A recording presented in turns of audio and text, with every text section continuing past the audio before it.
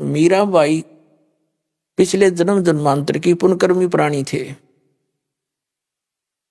और काल उनको ऐसे स्थान पर पैदा कर देता है कि उनकी भक्ति कोई कर्ण ना दे।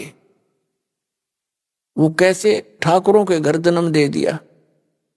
और राजस्थान के ठाकुर उस समय अपने आप को खुदा से नीचे नहीं मानते थे, अपनी बहन बेटियों को पर्दे में रखते थे, एक परंपरा थी उनकी। और स्वयं सब खेतों में या कहीं भी काम करना होता स्वयं करते थे। पशुओं का गोबर भी उठाकर बाहर कुड़ियों पर स्वयं डाला करते थे। अपनी बहन बेटियों को पर्दे में रखा करते, बाहर नहीं जाने देते थे। और कोई जाति थी तो उसको कलंकित माना जाता था, बहिष्कार करते थे, उसका बहुत विरोध करते थे, उसका बुरा हाल कर देते थे, यहां तक कि उसको मार भी देते थे। अब परमात्मा की आत्मा भगवान बन नहीं रह सकती और पिछले संस्कार उसको टिकने नहीं देते, जिसके परिणाम स्वरूप वो आत्मा परमात्मा के लिए कहीं ना कहीं भटक रही होती है। काल ने जगह जगह एजेंट बैठा रखे अपने। कहीं देखोगे कोई पूजा पाड़निया, कितने कोई पत्रालियां बैठा ला तेरी भविष्य बता दूं, आजा बैठ जा धर दे 20 रुपये। फिर ये नकली संत, ये पंथ बना रखे नेरे, ये सारे एजेंट काल ने छोड़ रखे मिसगाइड करने के लिए। एक दयालु दाता हमारा पिता विधाता है, कबीर भगवान वो स्वयं आता है। वो जब ज्ञान देने लगता है तो विरोधी लोग असंख्य होते हैं। वो नकली संतों की जिनकी रोजी रोटियां बंद होने की संभावना हो जाती है, वो जनता को भड़का देते थे, हमें अपने पिता का विरोधी बना देते थे, अपने स्वार्थवश वो नकली, जिस कारण से वो खामियाना अभी तक हम भर रहे हैं, भोग रहे हैं। तो पुण्यात्मा मीराबाई की कसक बहुत ज्यादा थी भगवान में। उसकी मां भी धार्मिक थी। माता से उसने पता चला, श्री कृष्ण जी की मूर्ति बना करके वो उसके गुणों से परिचित होकर के भगवान श्री कृष्ण को अपना इष्ट रूप में मानकर पूजा करने लगी। अब जब उसका विवाह करने लगे तो उसकी माँ उसने स्पष्ट कह दिया कि माता मैं दूसरी शादी नहीं कर सकती, मैंने तो ब्याह कर लिया भगवान से। तो नहीं माना, समाज का कारण था, जबरदस्ती उसका ब्याह कर दिया। एक बहुत अच्छे नेक व्यक्ति से विवाह, एक बहुत अच्छे नेक व्यक्ति से हुआ। और वो विवाह के 4 वर्ष के बाद उसके पति की मृत्यु होगी, मीराबाई के पति की। लेकिन उसने मीराबाई की प्रार्थना पर इतनी सुविधा दे दी थी कि मंदिर में जाने अलाउड कर दिया था। वो नगरी का राजा था, तो राजा के आगे विरोध कौन कर सकता है। उसके साथ में 2-3 नौकरानियां बहनें चली जाती थी, तो जिससे तो दूसरे ठाकुर लोग भी नहीं बोल सके भी अकेली नहीं जाती है, 4-5 जाते हैं इसके साथ। और फिर राजा के सामने प्रत्येक व्यक्ति कुछ नहीं बोल सकता। अब वो मंदिर जाती थी, अटूट श्रद्धा थी भगवान में। अब परमात्मा कहते हैं सोचल दुर्मय करूं अपने जन के काज, सोचल दुर्मय करूं। अब क्या हुआ, दयालु है परमात्मा, सतगुरु आए दया करी, ऐसे दीन दयाल। ये हमारे सत परमात्मा सतगुरु आते हैं, ऐसे दीन दयाल है, अपनी आत्माओं को अपना रास्ता आप ही बताते हैं। परमात्मा कबीर जी के शिष्य हो गए थे, रविदास जी और भी कई शिष्य हो गए थे, लेकिन रविदास जी उनके बहुत निकट रहते थे और वो चमार जाति से थे। आज से 600 वर्ष पहले ये छुआछूत चरम सीमा पर था। और ये जो शेड्यूल कास्ट के जो व्यक्ति होते थे, अनुसूचित जाति यानी चमार हुए, जुलाहे हुए, इनसे अन्य विशेष कर सर्वण जाति बहुत इनको हे समझती थी, इनके निकट नहीं जाते थे। तो मीराबाई, जिस रास्ते से मीराबाई जाती थी मंदिर में, उसी रास्ते में बीच में एक गरीब की झोपड़ी थी, आगे उसके साथ ही एक लंबा वैसे वन था, वृक्ष से थे, खुला मैदान था। वहां परमात्मा कबीर जी और रविदास जी दोनों संत रूप में वहां सत्संग करने लग गए। अब मीराबाई जा रही थी मंदिर में और जब देखा जाते समय कि कोई साधु संत आए हैं, लोग इकट्ठे हो रहे हैं, वापस आई, घंटा 2 घंटा मंदिर में अपनी करके पूजा अर्चना, तो वापस देखा तो वहां सत्संग शुरू हो रहा था। मीराबाई और सखियों ने सबने मिलकर सोचा चलो 2 वचन सुनते हैं, भगवान की चर्चा हो रही है। वह बैठ की जाके, परमात्मा तो आए इसीलिए थे, उस अपनी आत्मा को कहते हैं गोता मारूं स्वर्ग में जा बैठूं पाताल, कह कबीर ढूंढता फिर अपने हीरे मोती लाल। जैसे परमात्मा ने सबको ऐसे ही खोजा, तो मीराबाई सत्संग सुनने लगी। परमात्मा ने सत्संग वही किया जो राम और कृष्ण के बारे में वो किया करते थे। गुण तीनों की भक्ति में ये भूल पड़ो संसारे, कह कबीर निज नाम बिना कैसे उतरो पारे। 3 देव की जो करते भक्ति, इनकी कदे ना होवे मुक्ति। सारी कथा कहानी सुनाई भगवान ने, ब्रह्मा विष्णु महेश नासवान है, इनसे ऊपर कोई और परम शक्ति है, अपने को छुपा कर दाता बताया करते थे। मीराबाई को शौक लगा जैसे बिजली का झटका लगा करे, क्योंकि वो श्री कृष्ण की पुजारण थी, श्री विष्णु की पुजारण थी। पहली बार तो पुण्यात्माओं सबके साथ ऐसी घटना घटी, दास को भी ऐसा झटका लगा था, जब क्योंकि दास श्री कृष्ण और विष्णु का कट्टर पुजारी था, हनुमान जी के व्रत रखता था। श्याम जी हमारे दादा लाई वह गांव होया करे, पूरी साजली पूजा वो भी करता था। तो पहली बार दास को भी बड़ा दुख हुआ था, लेकिन सहन करके फिर आगे जानने की चेष्टा की, तो हृदय के पट खुल गए, स्पष्ट दिखाई देता है। पहले मोतियाबिंद था, हमारा ऑपरेशन हो गया, अब हृदय वाली आंखें काम करने लगेगी। अब मीराबाई को बड़ा दुख हुआ सत्संग के बाद, कहने लगी महाराज जी आप क्या बात कह रहे हो, क्योंकि पुण्यात्मा कोई भी जो प्रसन्न भी करते हैं वो सभ्य तरीके से करते हैं। कहने लगी महाराज जी हमने तो कभी ये बात सुनी नहीं, आप जो बता रहे हो। तब परमेश्वर ने कहा बेटी जो नहीं सुनी वही सुनाने आया हूं मैं, जो तुमने सुना है वो लोकवेद है, दंत कथाएं हैं, ये रामकृष्ण की आप मृत्यु होती है। तो प्रश्न किया उस देवी ने कि भगवान आप कैसे कह रहे हो, भगवान श्री कृष्ण जी ने मोरध्वज राजा के पुत्र ताम्रध्वज को आरे से चिरवा कर जीवित कर दिया, आप कैसे कह रहे हो कि वो कुछ नहीं कर सकते। परमात्मा ने कहा बेटा मैं ये नहीं कह रहा कुछ नहीं कर सकते, पर ये तुम्हें मुक्ति नहीं दे सकते। फिर इनकी सामर्थ्य देख लो, मोरध्वज राजा का लड़का तो श्री कृष्ण ने जाके जीवित कर दिया, क्योंकि उसके सांस शेष थे, उसकी आयु शेष थी, इतना ये कर सकते हैं। ये तो एक जादूगर कर देता है, छोटे मोटे साधु संत कर देते हैं। लेकिन श्री कृष्ण जी जब कहाँ गई उनका वो सामर्थ्य, जब उनका सगा भांजा अभिमन्यु महाभारत के युद्ध में चक्रव्यूह में मारा गया था, सुभद्रा का पुत्र जो श्री कृष्ण की बहन थी सुभद्रा, श्री कृष्ण रो रहा था, 500 पांडव रो रहे थे, उनका कुल नाश हो रहा था, तो क्यों नहीं जीवित किया श्री कृष्ण जी ने अभिमन्यु को। अब सुन होगी। फिर पूछा उसने जी कारण क्या था, कि बेटी अभिमन्यु का प्रारब्ध इतना था, उसकी आयु शेष नहीं थी, और ताम्रध्वज की आयु शेष थी, उसने जाके दिखा दिया ड्रामा। तो सेम गिवा एकदम, क्योंकि मालिक के जो ज्ञान है ये सटीक उदाहरण है।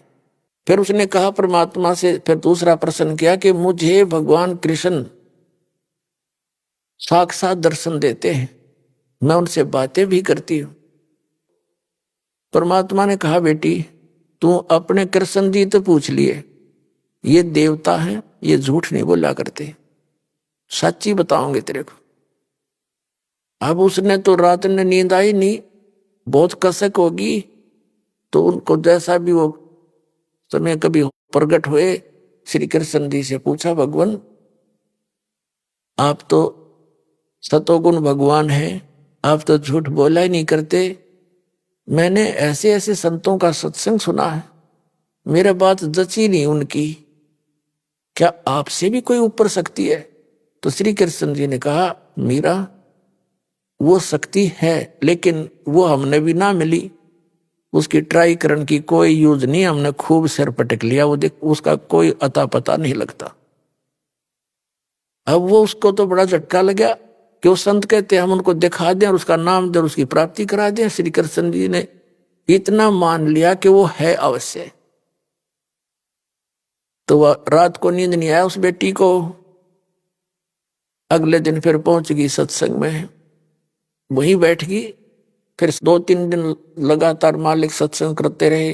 फिर क्या हुआ, मीराबाई को प्रेरणा हुई कि भगवान मुझे उपदेश दे दो।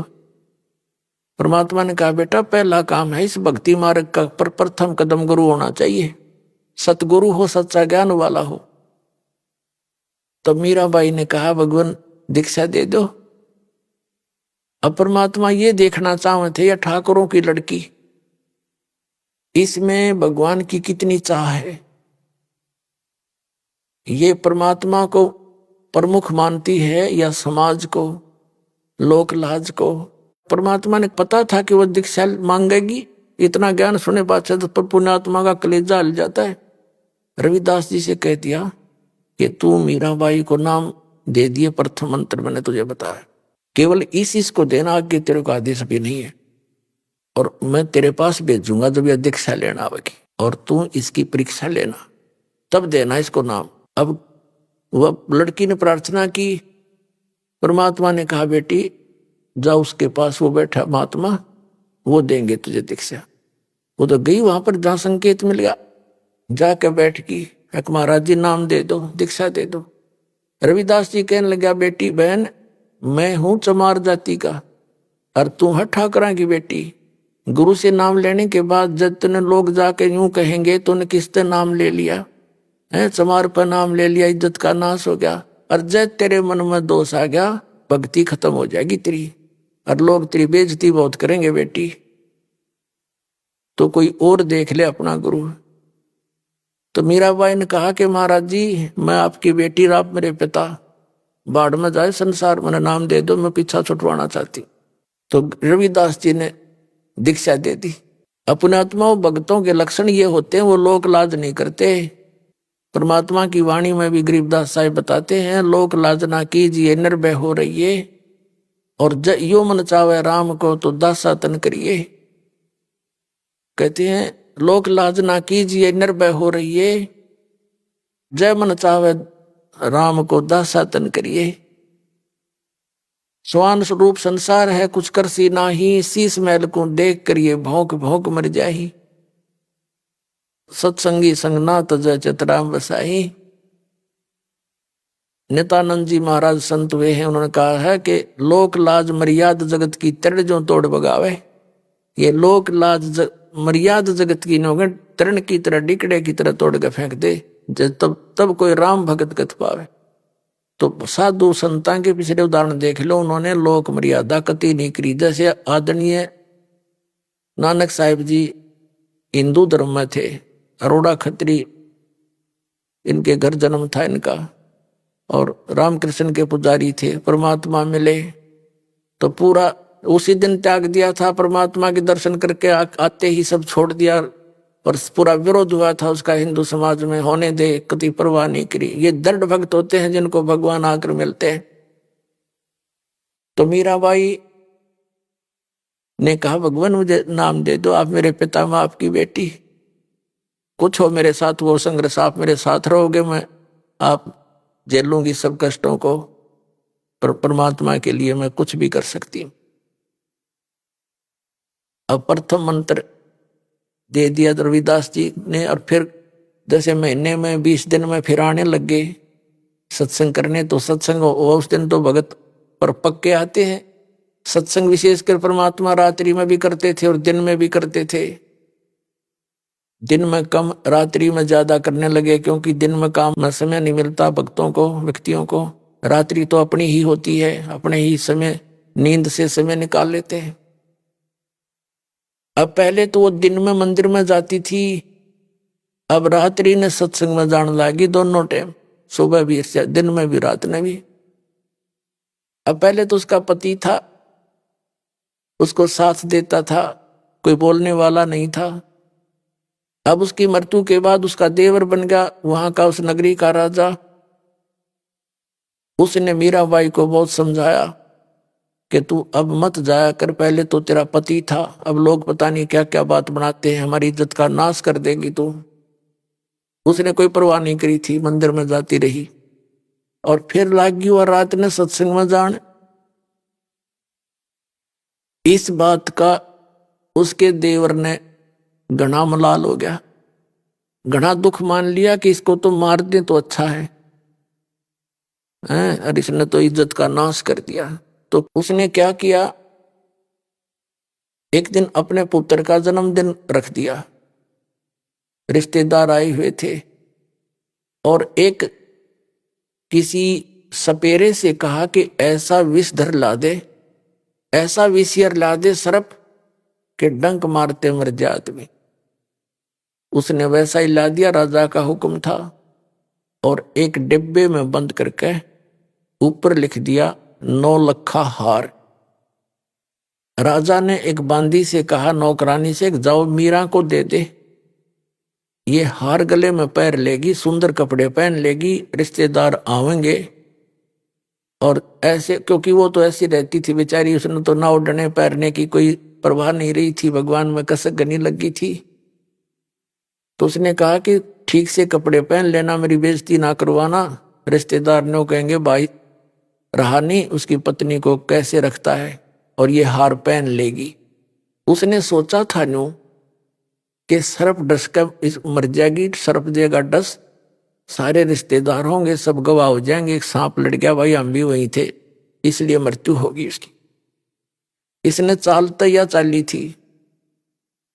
अब वो नौकरानी ने जाकर दे दिया कि ले मीरा भाई, राजा ने बताया है इसमें एक हार है बहुत कीमती, इसको पहन लेना, और सुंदर कपड़े पहन ले, आज उनका लड़के का जन्मदिन है, दूर दूर के रिश्तेदार आए हुए। मीरा भाई बोली रख दे बेबे, पहन लूंगी। नानू का हाइबा पहन ले, अकमा पहन लूंगी, तू जा। वह चली गई। अब उसने खोला कि ना पहरूंगी तो यूं दुखी करेगा, इन बातों में तो कोई खास आंट भी नहीं मेरा भक्ति की, मेरे लिए तो माटी है, यू हार है, जो कुछ भी है, लेकिन यू बकवादी आदमी दुखी करेगा। तो उसने अपना धोए दाए कपड़े पहन के वो हार गले में पहन के बैठ गई कि जब वहां जाएंगे इकट्ठे में चली जाऊंगी, जहां इकट्ठा होना है पार्टी में। अब 5-7 मिनट के बाद वो आया। वो तो वो तो ये देखने आया था कि मरगी होगी, वाई वाह के कह धुआं, सांप लड़ गया, सांप लड़ गया, ये रहा, भागियो भागियो। अब उसने जाकर देखा कि वो मीरा बाई गले में सुंदर हार पहने बैठी। तो कहने लगा कि ये हार कहाँ से लाई, तो मैं जानता था तू रातों जाती है, यही कर्म करने जाती है।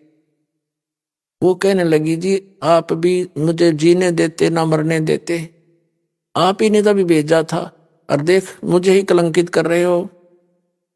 तो वो कहता मैंने कहा, कौन से उसमें कहाँ भेजा था, कि ये डिब्बे में, ये बांदी नौकरानी देकर गई थी। वो डिब्बा देखा कि इसमें क्या था, कि इसमें ये हार था। अब उसने सोचा, बांदी बुलाई नौकरानी कि तू, बोली जी मैं अभी देकर बाहर ही बैठी हूँ, इनके बाहर नौकरानी थी, वो बाहर रहती थी, और यही डिब्बा, और तो उसके पास कोई वस्त्र भी, कपड़ा भी नहीं था विशेष, और कोई पात्र भी ऐसा नहीं था। अब उसने सोचा भाई बड़ी, उसने सोचा सपेरा जादू कर गया मेरी खातिर है, वह ना जच्ची उसके, कोई और जादू जंत्र का दे गया होगा। तो जब तो वह बच गई।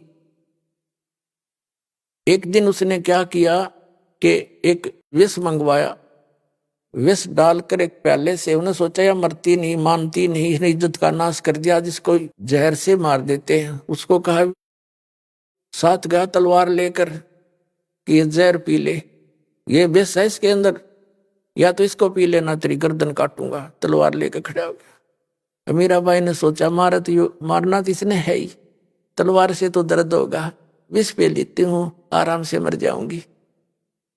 करके मालिक को याद, और विष पेगी सारा। और वो देखा खड़ा खड़ा, न्यो का नो चेहरा, 8 घंटे तक बाट देखी दुश्मन ने, वो मरी नहीं, वापस आ गया या वासा होकर। तो परमात्मा कहते हैं मीराबाई को मारन लागे जहर का प्याला प्यारे, पीवत ही अमृत हो लाग्या, हो गया सर्द ही यारे। मन तू पावेगा अपना किया रे, भोगेगा अपना किया रे। भक्ति के अंदर ऐसी शक्ति है, पुण्यात्माओं विश्वास करना इस मालिक पर। ये कथाएं सुना करते थे हम, कथा नहीं थी, ये सच्ची बातें।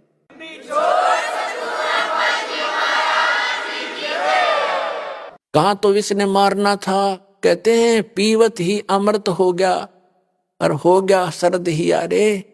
कहा तो विष ने बेचैनी पैदा करनी थी और कहते हैं ठंडक सी होगी उस बेटी की अंतःकरण में।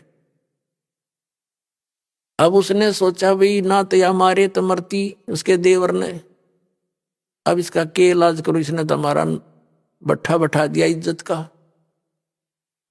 उसने उसकी मां बुला ली, मीराबाई की उससे कहा कि मौसी तू समझा दे इसने।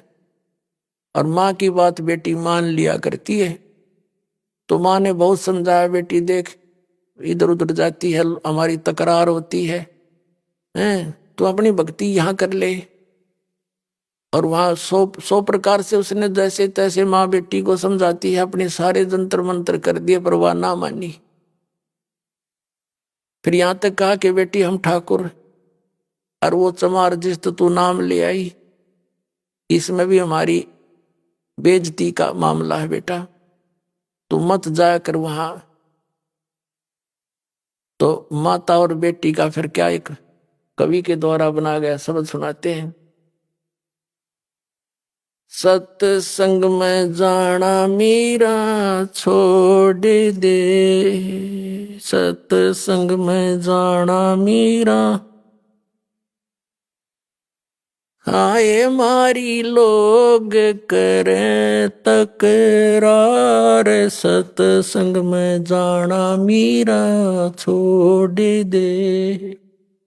आए मारी लोग करें तकरार, सत्संग में जाना मीरा छोड़ दे। सत्संग में जाना मीरा छोड़ दे, आए मारी लोग करें तकरार, सत्संग में जाना मीरा छोड़ दे।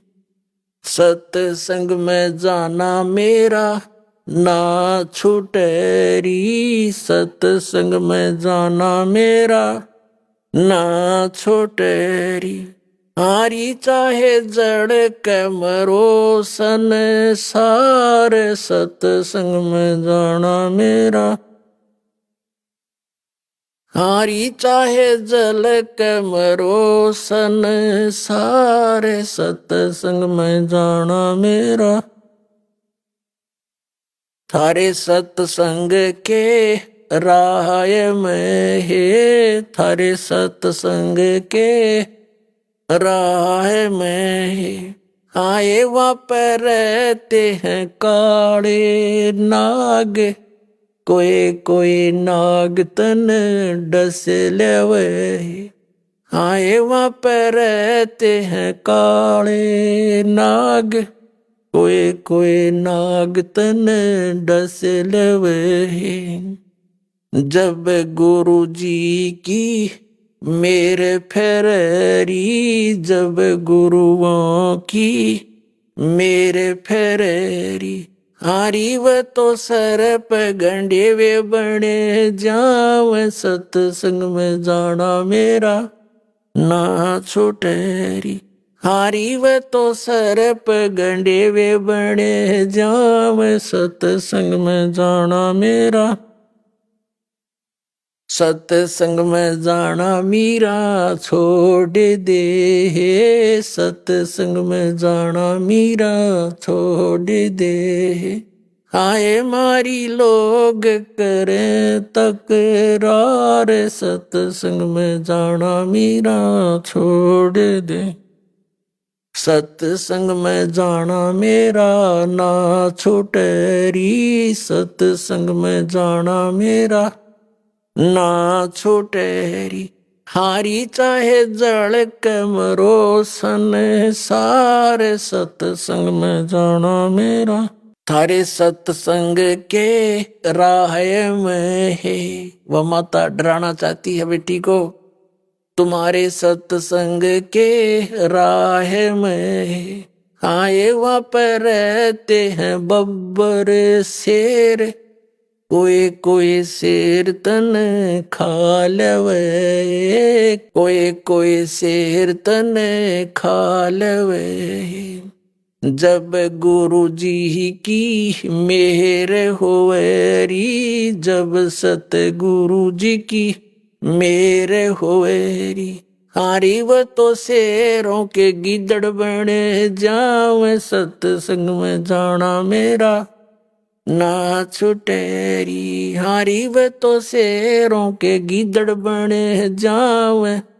सत्संग में जाना मेरा ना छुटेरी। तुम थारे सत्संग के बीच में है। थारे सत्संग के बीच में है। हाँ ये वहां पर रहते हैं साधु संत। कोई कोई संत तन ले रमे। हाँ ये वहां पर रहते हैं साधु संत। कोई कोई संत तन ले रमे। तेरे री मन में माता पाप हैरी। तेरे री मन में माता पाप हैरी। वो संत मेरे माँ बाप हैरी। वो संत मेरे माँ बाप हैरी। हारी वे तो कर देंगे बेड़ा पार। सत्संग में जाना मेरा ना छुटेरी। हारी वे तो कर देंगे बेड़ा पार। सत्संग में जाना मेरा ना छुटेरी। सत्संग में जाना मेरा छोड़ दे। सत्संग में जाना मेरा छोड़ दे। हाँ ये मारी लोग करें तकरार। सत्संग में जाना मेरा छोड़ दे। सत्संग में जाना मेरा ना छोटेरी। सत्संग में जाना मेरा ना छोटेरी। हारी चाहे जड़ कमरो संसार। सत्संग में जाना मेरा ना छुटेरी। वो तो जात चमार है। वो तो जात चमार है। इसमें हमारी आर है। इसमें हमारी आर है। तेरे री लिख माता चमार हैरी। तेरे लिख माता चमार हैरी। मेरा सृजन और हरी। मेरा सृजन और हरी। हरि व तो मीरा के गुरु रविदास। सत्संग में जाना मेरा ना छुटेरी। हरि व तो मीरा के गुरु रविदास। सत्संग में जाना मेरा ना छुटेरी। अपने आत्माओं परमात्मा के पाने के लिए सबसे बड़ी बंधन काल ने सबसे बड़े रस्से हमारा बांध रखे हैं ये लोक परंपराओं के। और परमात्मा कबीर साहब कहते हैं सोई जन उभरे जिन तोड़ी कुल की कान। परमात्मा कहते हैं कुल करने के कारण यू अनसा गया बिगो। जब यू कुल के कर लेगा तो चार पाया का हो। आज तो लोक लाज में कुल की मर्यादा में प्रमुख मानकर सत्संग में आया नहीं। सत्संग सुने नहीं। ज्ञान होया नहीं। भक्ति करी नहीं। फिर गधा बन का घूमेगा चार पाया का होगा। जब यू कुल के ढालड़ा होगा तेरे तब यू कुल के कर लेगा तो चार पाया का हो। तो संतों को यू हृदय में जम जाती है बातें। तो यहां परमात्मा कहते हैं कि तन छूटे जब कहां समावेगा। और आखिर तुझको कौन कहेगा, गुरु बिन आत्म ज्ञान मन ने की कर ले, 2 दिन का मेहमान मन ने की कर ले, 2 दिन का मेहमान। कहते आखिर तुझे गुरु के बिना यू आत्मज्ञान बतावेगा कौन है। तो इस प्रकार हमने इस सारे ज्ञान को समझना है। जैसे नित्यानंद जी एक ब्राह्मण कुल में थे, तहसीलदार की पोस्ट थी, 250 वर्ष पहले की बात। इसमें नारनौल के नवाब के यहाँ तहसीलदार की नौकरी करते थे। जब ये आत्मज्ञान हुआ, फिर परमात्म ज्ञान हुआ, नौकरी त्याग दी। पत्नी थी, वो विरोध गणा करा करती, परमात्मा की ऐसी रजा हुई, उसकी मृत्यु होगी, और वैराग बन गया। जब इस ज्ञान से परिचित हुआ तब कहा था ब्राह्मण कुल में जन्म था। पहले तो 250 वर्ष पहले ब्राह्मण के घर जन्म होना ही एक बहुत बड़ी महान माना करते थे। और फिर तहसीलदार की पोस्ट, आज तो मंत्री की कोई ना इतनी कीमत जितनी उस समय तहसीलदार की होती थी। और दोनों को बद के गढ़ भगवान से दूर कर, कहते हैं कबीर साहब कहते हैं, सुख के माथे पत्थर पड़ो जिसते नाम हर देते हैं जा, और बलिहारी उस दुख के जो पल पल नाम रटावे। परमात्मा कबीर जी कहते हैं आग लगो ऐसे सुख के जो भगवान से दूर करे, हे परमात्मा ऐसा दुख भी दिए रखना तेरी याद बनी रहे। तो नित्यानंद ने कहा था जब वो ये ज्ञान हो गया, जब कहते हैं ब्राह्मण कुल में जन्म था मैं करता बहुत मरोड़, और गुरु गुमानी दास ने दिया कुबद गढ़ तोड़े। संत मिले उनको गुमानी दास नाम के, कहते गुबद कुबद का गढ़ तोड़ दिया। मान बढ़ाई है, ऊंची नीची जाति वाला अभिमान भेदभाव, कहते ये कुबद का गढ़ संत बिना नहीं टूटे। तो परमात्मा के बच्चे जो होते हैं उन्हीं को मिलते हैं जो दृढ़ होते हैं। मीराबाई दृढ़ भगत थी, सारा संसार एक तरफ।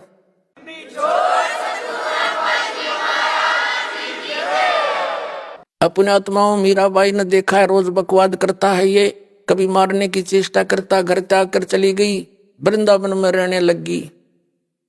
तो वहां परमात्मा फिर मिले जाकर उसको दूसरा रूप बनाकर, और ज्ञान से उसे पूछा, जैसे धर्मदास जी को मिले थे। तब उस बेटी की फिर आंखें खोली, बेटा इससे आगे और भी नाम है, ये तो प्रथम मंत्र दिया है, इसके आगे सतनाम है, वो ग्रहण कर, उसको मैं दे सकता हूं और किसी के पास नहीं है। तब मीराबाई ने परमात्मा कबीर जी से फिर मंत्र लिया, तब उसका कल्याण हुआ। बोलो सतगुरुदेव।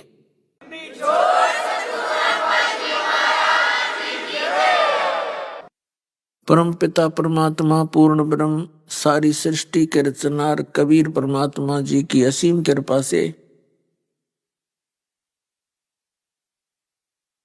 पुण्यात्माओं आप सत्संग सुनने के लिए उपस्थित हुए।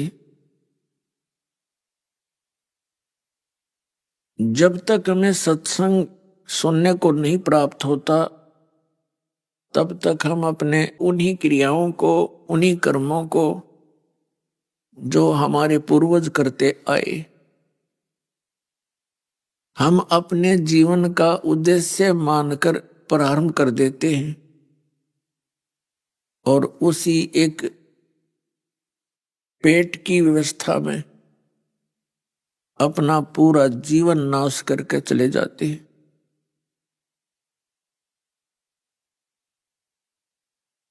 जिस दिन से हमें सत्संग मिलता है, संतों के वचन सुनने को मिलते हैं, सत्संग परमात्मा का विधान होता है।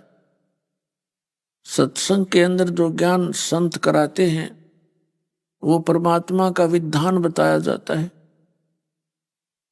और विधान का जो उल्लंघन करेंगे उनको क्या हानि होगी, और जो विधान के अंतर्गत रह के अपना जीवन सफल करेंगे उनको क्या लाभ होगा, ये ज्ञान सत्संग से दिया जाता है। और पुण्यात्माओं इस पूरे विश्व में कहीं सत्संग नहीं है, पूरे विश्व में सत्संग नहीं है इस दास के अतिरिक्त। वर्तमान में पहले तो परमात्मा स्वयं आए थे, वो तो ज्ञान देकर ही गए हैं, उन्हीं के द्वारा दिया हुआ वो ज्ञान, वो सत्संग ये दास आप जी को सुना रहा है। और जो महात्मा परमात्मा से परिचित हुए, सतलोक गए, उनकी अमृतवाणी भी सत्संग है।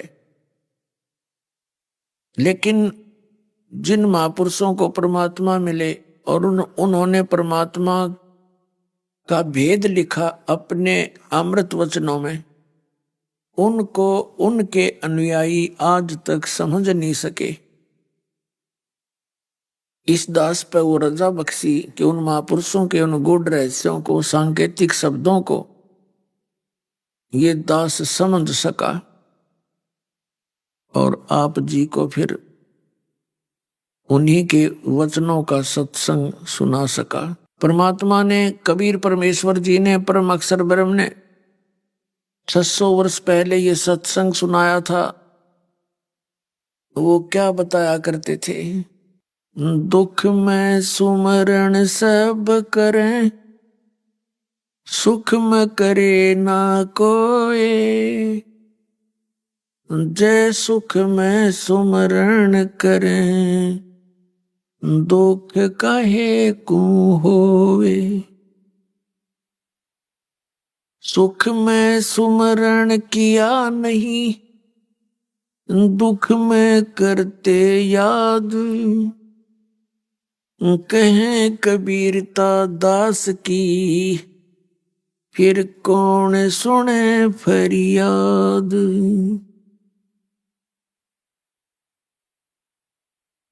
लूट सको तो लूटियो, राम नाम की लूटी।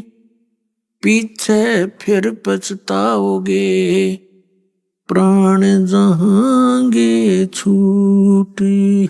नहीं भरोसा देही का, विनस जावे छिन माही।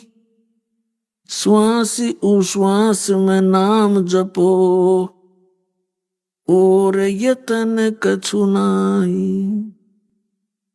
श्वास उश्वास में नाम जपो, व्यर्थ श्वास मत खो। ना जाने इसी श्वास को, आवण हो कि न हो। पृथ्वी पति चकवे गए, जिनके चक्कर चलंत। रावण सरीखे कौन गिने, ऐसे गए अनंत। सर्व सोने की लंका थी, वो रावण से रणधीर। एक पलक में राज विराजी, जम के पड़े जंजीर।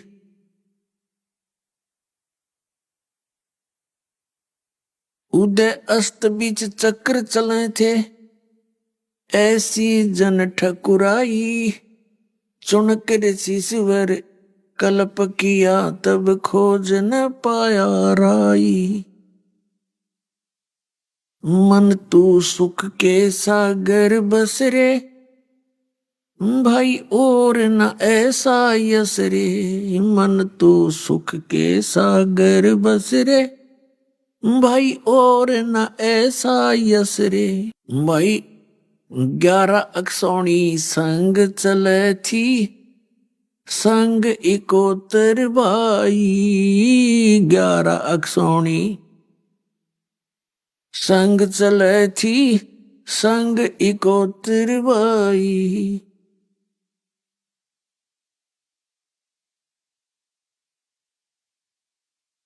दुर्योधन से राजा मर गए, उदेही गीद ना खाई। मन तू सुख के सागर बस रे, भाई और न ऐसा यस रे। काशीपुरी कबीरा होते, ताही लखोरे भाई। काशीपुरी कबीरा होते, ताही लखोरे भाई। केसों से बन जा रे जिसके 9 लाख बॉडी आई। मन तू सुख के सागर बस रे भाई और न ऐसा यस रे। अब परम पिता परमात्मा कबीर भगवान कबीर साहिब जी ये अपने पिता हैं, परम पिता हैं, हम सभी के जनक हैं। ये परम अक्षर ब्रह्म है, इन्हीं को सतपुरुष अकाल मूर्त शब्द स्वरूपी राम आदि उपमात्मक नामों से जाना जाता है। इनका बॉडी का नाम कबीर देव है, कबीर साहब है, कबीर साहब कबीर है। जैसे अपने देश के प्रधानमंत्री जी का शरीर का नाम तो अलग होता है और पद के नाम भाषा भिन्न, प्रधानमंत्री और प्राइम मिनिस्टर ये पोस्ट के पद के नाम है, उपमात्मक नाम है।